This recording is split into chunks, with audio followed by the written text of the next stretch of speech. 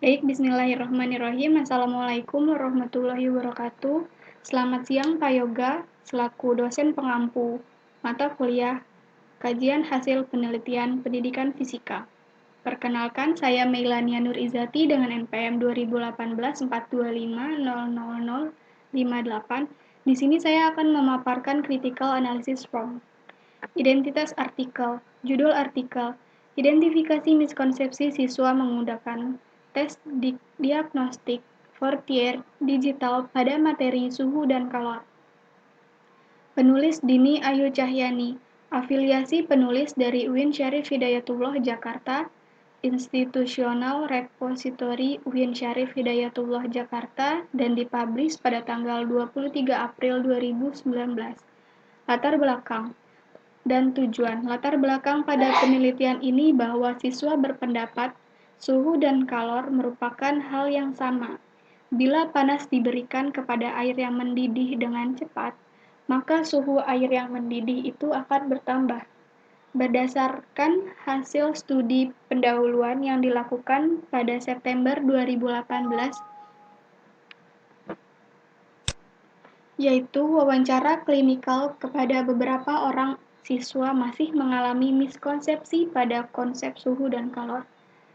Berdasarkan hasil wawancara pada guru bidang studi fisika di SMA Negeri 4 Tangerang Selatan dan SMA Negeri 6 Tangerang Selatan, miskonsepsi yang terjadi dalam pembelajaran suhu dan kalor diperoleh dari pengetahuan dasar siswa yang dilihat langsung dari kehidupan sehari-hari yang telah tertanam dari level sebelumnya, sehingga miskonsepsi tersebut masih dibawa sampai jenjang berikutnya.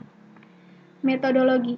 Jenis penelitian ini merupakan penelitian deskriptif dengan 4 tahap utama, yaitu tahap persiapan, tahap pembuatan instrumen, tahap pelaksanaan, tahap penelitian, tahap pengolahan, dan analisis data.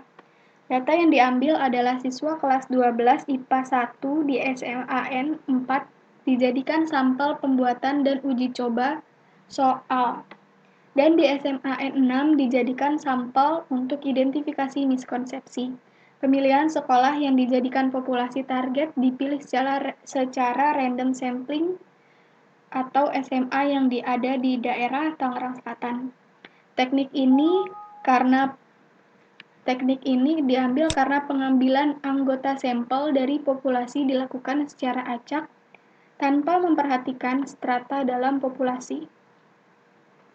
Populasi sekolah yang dijadikan populasi terjangkau dipilih dengan teknik purposive sampling.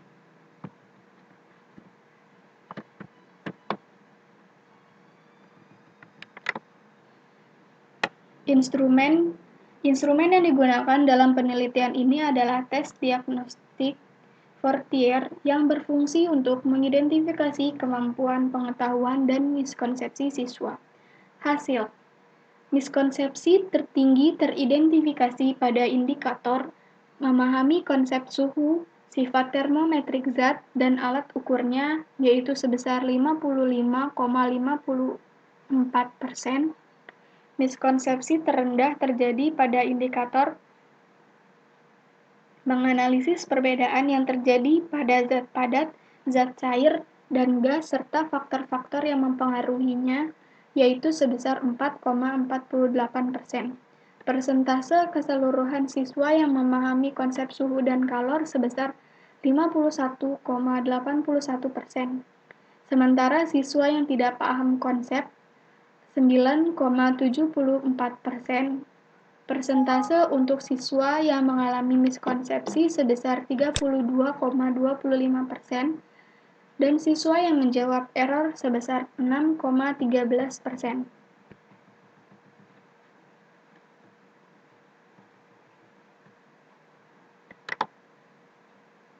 Summary. Mayoritas siswa mengalami miskonsepsi pada konsep suhu, sifat termometrik zat, dan alat ukurnya. Kemungkinan penyebab miskonsepsi yang dialami siswa adalah banyaknya literatur yang menerapkan konsep suhu dan kalor kurang tepat atau terkesan rumit, sehingga sulit untuk dimengerti. Oleh karena itu, melalui penelitian ini diharapkan para guru dapat memperbaiki sistem pengajaran dalam mengidentifikasi miskonsepsi sehingga dapat memberikan pengetahuan yang bisa dimengerti dan tidak akan terjadi miskonsepsi di jenjang berikutnya. Analisis. Miskonsepsi terjadi pada siswa terkait pemahaman konsep suhu dan kalor. Penelitian ini untuk mengetahui persentase siswa yang mengalami miskonsepsi pada konsep suhu dan kalor dan menjelaskan miskonsepsi yang terjadi pada materi suhu dan kalor yang teridentifikasi. Penelitian ini menyatakan bahwa metode penelitian deskriptif ini cukup efektif dan relatif lebih mudah untuk mengatasi miskonsepsi pada materi suhu dan kalor. Daftar Pustaka Cahyani, Dini Ayu, identifikasi miskonsepsi siswa menggunakan tes diagnostik Fortier digital pada materi suhu dan kalor, Institutional Repository UIN Syarif Hidayatullah Jakarta 2019. Sekian pemaparan dari saya, terima kasih Pak Yoga sudah mendengarkan. Kurang lebihnya saya mohon maaf. Wabillahi taufik wal hidayah. Wassalamualaikum warahmatullahi wabarakatuh.